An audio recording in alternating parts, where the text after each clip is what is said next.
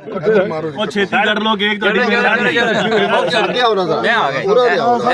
ਸਾਰੇ ਕੈਮਰੇ ਆਨ ਕਰੋ ਨਾ ਸਰ ਇਹ ਗਲਤ ਗੱਲ ਹੈ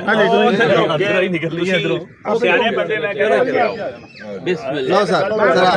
ਕਿਧਰ ਨੇ ਇੱਧਰ ਆਓ ਹੁਣ ਜੋ ਕੁਝ ਗੁਜ਼ਰੇਗਾ ਮੇਰੇ ਬੱਚੋਂ ਨਹੀਂ ਗੁਜ਼ਰੇਗਾ ਇਹ ਜਿੰਨੇ ਗੰਜੇ ਨੇ ਉਹ ਵੀ ਮੇਰੇ ਕੋਲ ਆ ਜਾਣ ਆਓ ਨਹੀਂ ਆਓ ਸਰ ਤੁਸੀਂ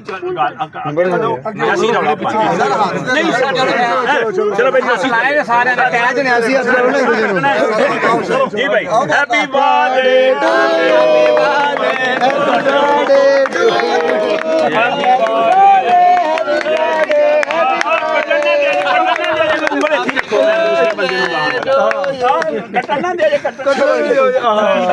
ਹੈਪੀ ਸਰ ਹੱਥ ਲਾਓ ਪਲੀਜ਼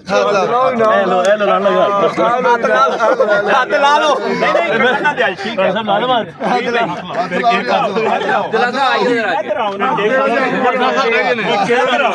साहब आपको बहुत बहुत खुशी हो